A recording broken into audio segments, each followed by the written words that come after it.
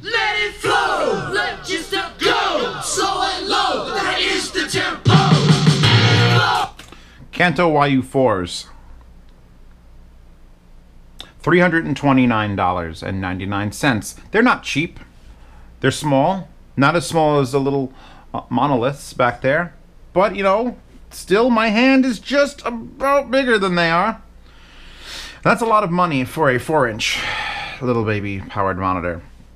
But these are a very, very, very, very, very good baby 4-inch powered monitor. And we're going to go over the color selection because this is gloss teal and I think it looks fantastic.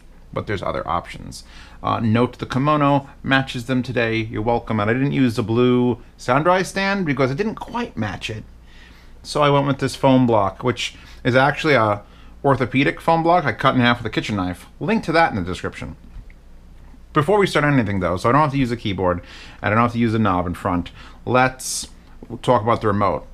Because it's interesting. It looks like someone hit it with like target practice. Power button, big and green, like this is a normal remote. If after August 1st, you've probably seen the review of the Kanto Tux, which is a very, very simple, elegant remote.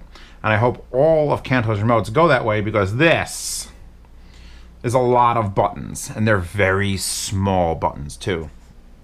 Power is in green. Then you have all the inputs in little tiny buttons, and that's RCA, auxiliary, so it does separately the RCA and the 3.5mm. Optical 1, Optical 2, then Bluetooth search or cycle. Just like on the Kanto Tux, you hold it, boom, right there where your thumb is, that's the volume. The most important buttons are in the middle. It's not labeled as such, you figure it out. Then flanking it on the left and right are bass, up, down, and reset, and treble, up, down, and reset. Then down here is a small little speaker with nothing, that's mute. Then you have a balance adjustment with a centering button. And then under all of that, you have the play, pause, next track, last track. And the play, pause, next track, last track is specifically only for the Bluetooth, obviously. I'm hooking up RCA here. I could hook it up. In fact, let's do that also. Let's hook it up with the DAC and an Optical 1. Boom. So now I can switch between the two inputs and we can see if the Geshelli Labs Enoch 2 Pro sounds as good as what's built into this.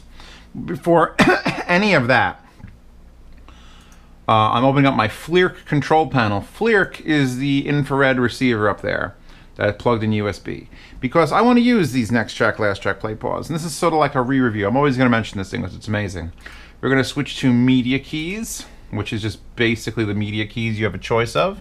So play, press the button you want to make play. Done. Next track, last track, done. Close that. You don't have to open that program ever again. That thing will now go.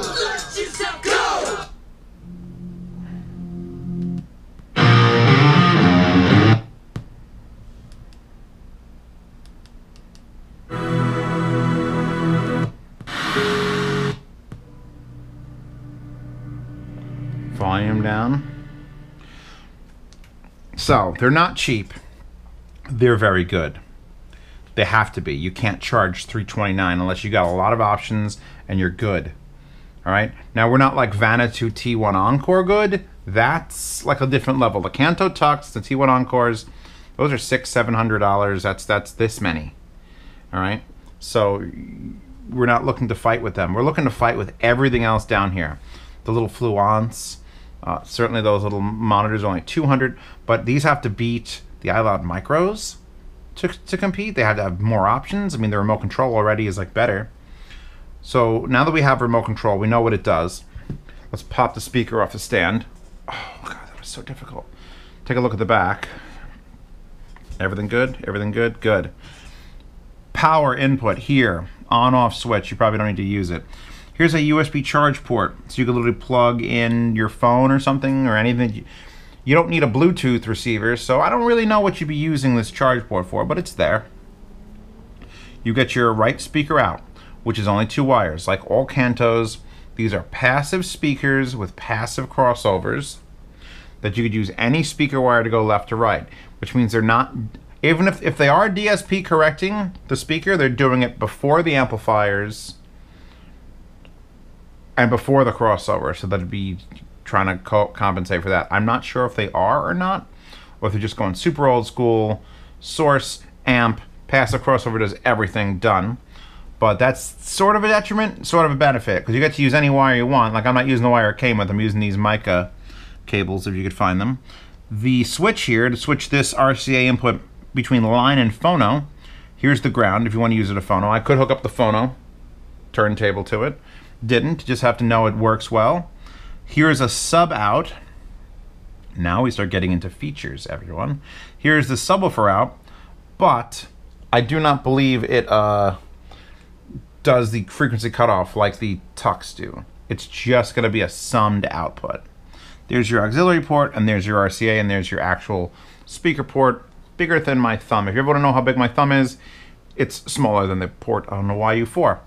2 optical inputs also, which, good. I'm glad they're 2 opticals and not 1 optical, 1 coaxial, because almost nothing uses coaxial. There's your speaker. That's the whole ball game. Bottom quarter 20 jack in case you want to use stands or wall mount them. They do have wall mount quarter 20s, although these are a little bit bigger. Like those have it too, but those are tiny, and these are less tiny. So I don't know if I'd put these on there unless you really confirmed you got great ones.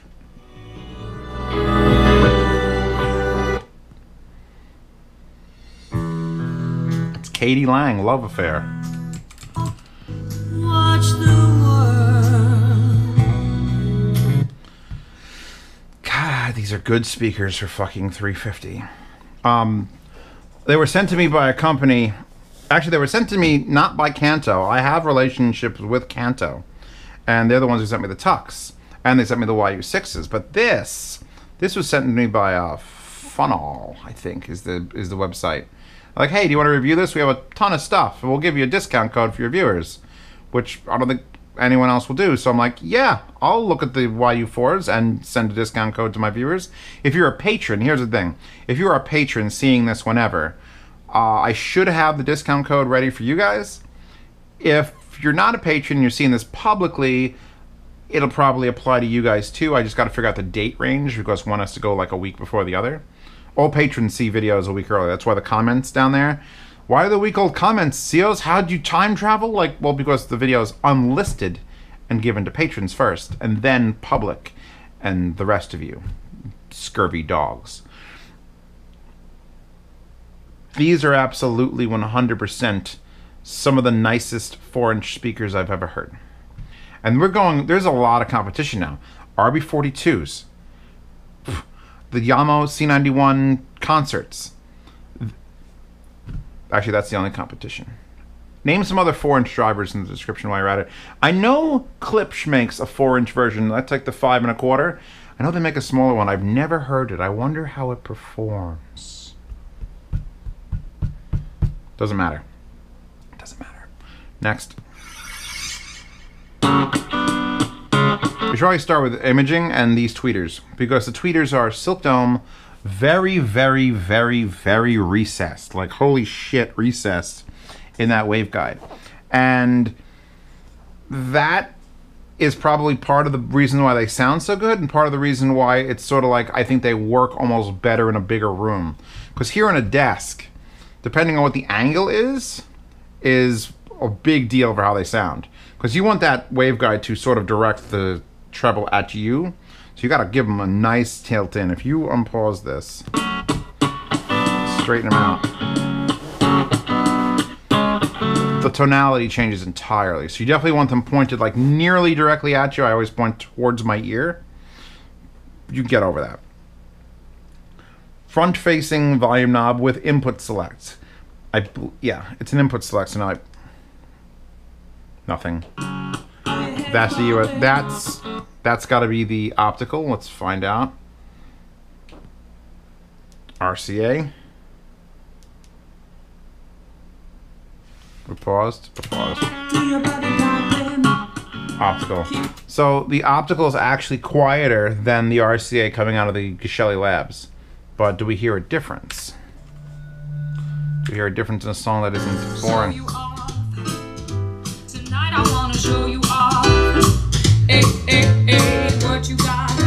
I mean, other than having a volume difference. A million could have never bought. We're gonna party like it's 19. I need to spend a little more time with it than like that 3-second thing, but I have used it USB. I actually, when I sound demo these, because the sound demo I did a couple weeks ago, I did use the optical input. So when you hear it, you'll hear it on the DAC that's built in. I think that's probably how most people are going to use them. Unless you have a reason, a real reason to use the RCA inputs, just feed it digital, let it do its own thing. You'd have to have a DAC much, much better, or want to control the volume externally for any other reason to use RCA.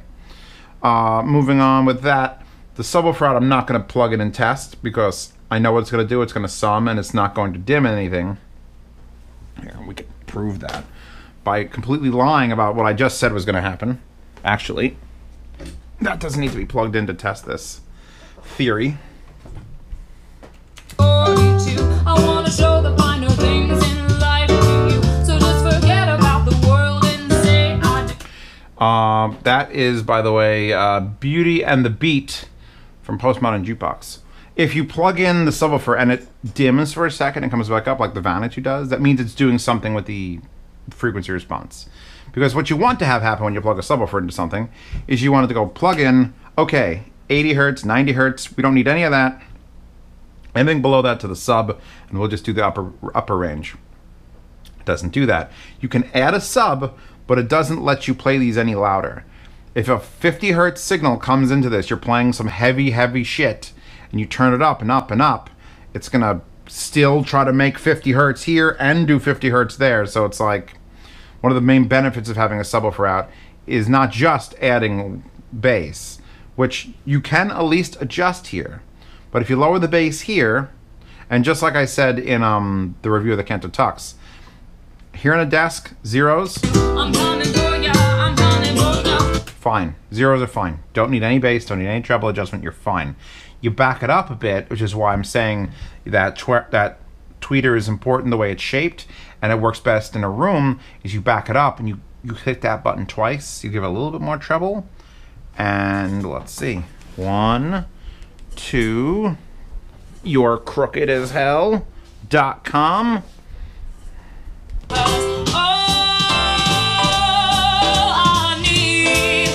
Actually, we can bump the bass up just a touch.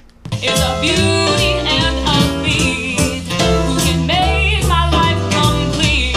Whoa, whoa, oh, oh.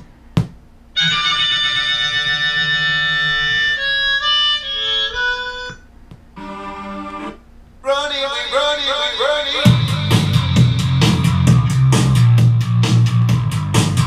Bass flat. So I can make the bass flat, the treble flat here. Like 1 notch of bass, 1 notch more bass, and 1 or 2 notches of treble is really all you need. You don't need any more than that to bring them up to, okay, now they're ready for a room.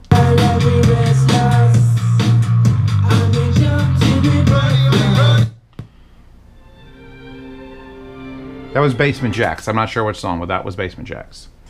So, you got these speakers. They're $330. You could hook up a turntable to them. You could hook up a subwoofer to them. You get a remote control. They have 2 optical inputs. That means living room. So, let's look at the options now to match your decor, because the WAF is fucking high. Is it as high as, honestly, the Kanto Tux? I think I asked people to show that video to their significant others, whether it's wife or husband, because some people have weird taste, and to see if they were really sexy or they would have accepted, because there's no covers for these.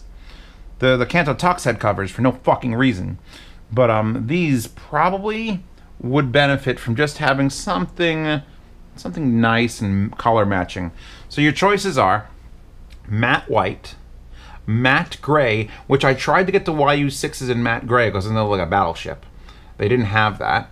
Then you have matte black. So you have 3 matte colors, right? You can get the 3 colors in matte, or gloss white, gloss teal, which is what these are, which is a straight vintage toaster oven look. And, you know, it works. It honestly works with, like, I'm just so happy Kanto exists. They're the only people giving me a choice of color of my speaker. red, which I've already done a set of Kantos in red, and that shit is vibrant. Although that picture on Amazon looks slightly more like blood red versus like red. So maybe they've improved that. Gloss black, which is every speaker boring. And then, how about some fuck you bamboo?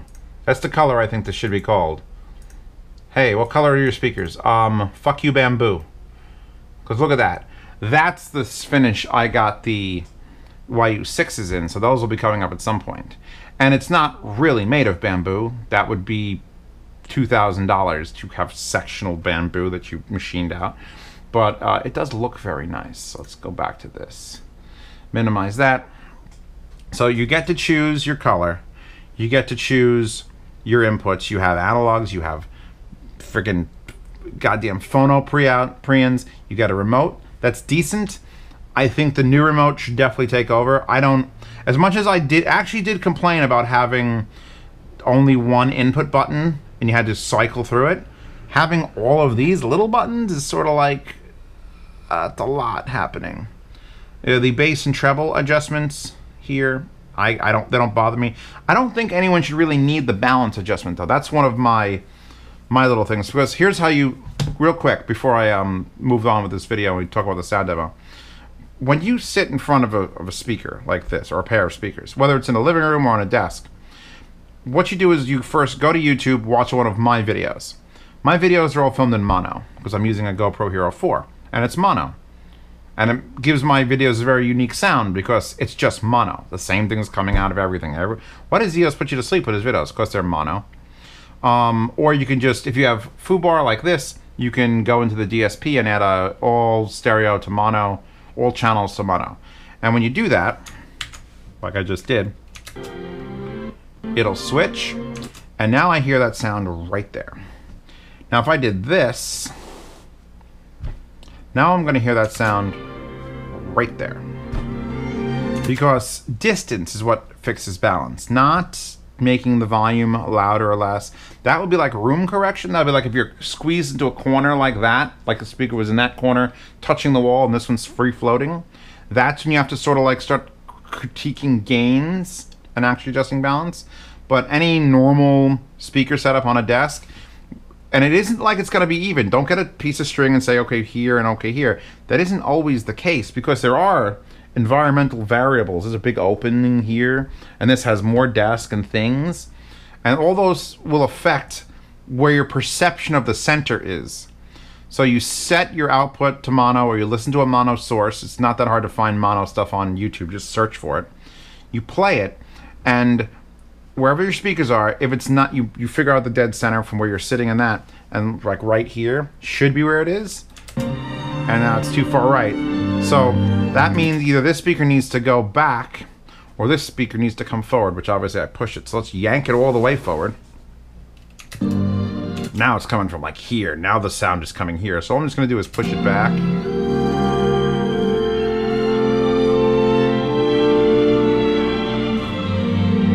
That's, what is this? This is amazing sounding. This is Chopin. Tritzi from SSS Nightingale. Chopin. Chopin? Chopin. Chopin. But now that I've got the center where I want the center to be, so I'm hearing all the music. Usually it's better with like very high, sharp sounds. Like someone playing a goddamn cymbal.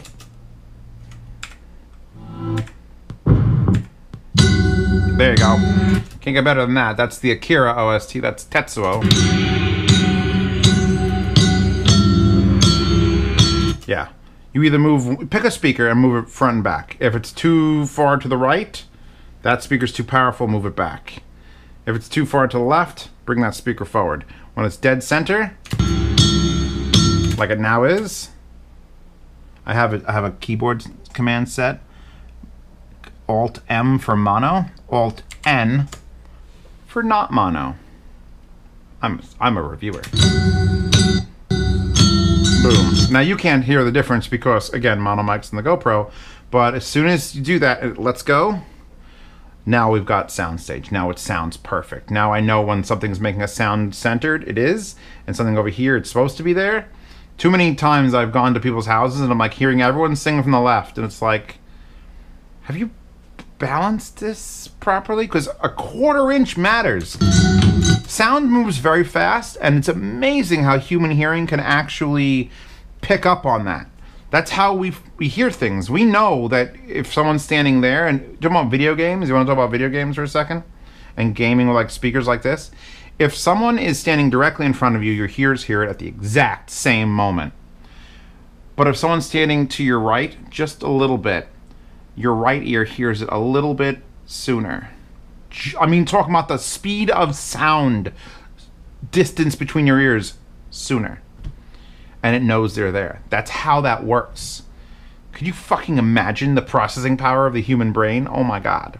So yeah, that's how you set up the adjustment of this, is you just play one mono and just move a speaker back, up, too far forward,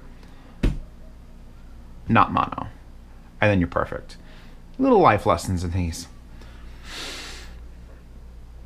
The only thing these have to worry about is the Peachtree M24s, which is an older set of speakers, but someone loaned it to me. It's the exact same size. It has the exact same architecture. It has pretty much the exact same feature set, and it's a Peachtree. So that review is coming up, or has come out already. I don't know how these are going. But if those are unavailable, then this is it. You don't have to worry about nothing. So thank you for stopping by. Please click the link in the description to take you to that website that has these with the product code. Or you can go shop for them anywhere else. It's not hard to find. YU4. Huh? YU4.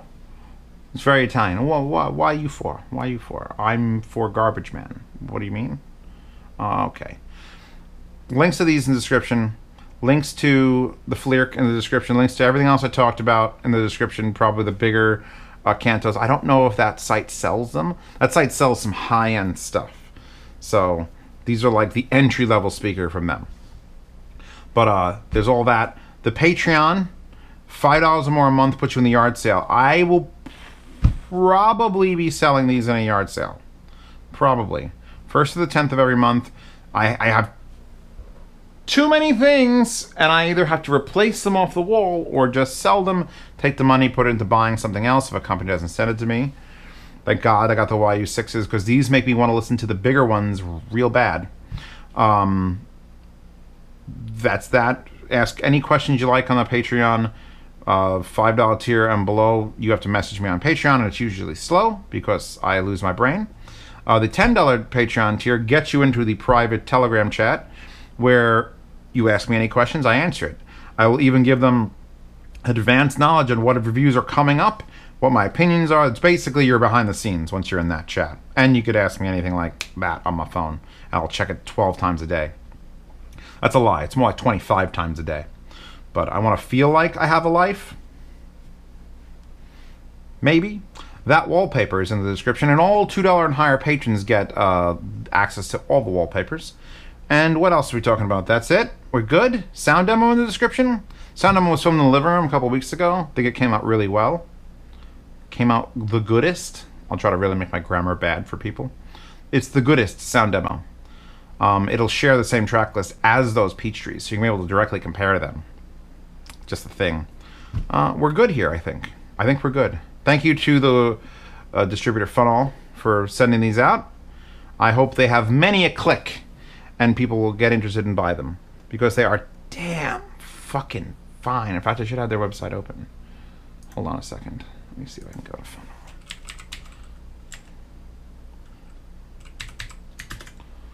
Please don't be a funeral.com. Sales inquiries. Nope. I'll figure it out. Link in the description to go to it. Messed that up bad. All right. Goodbye. Tomorrow. Sound demo. Good.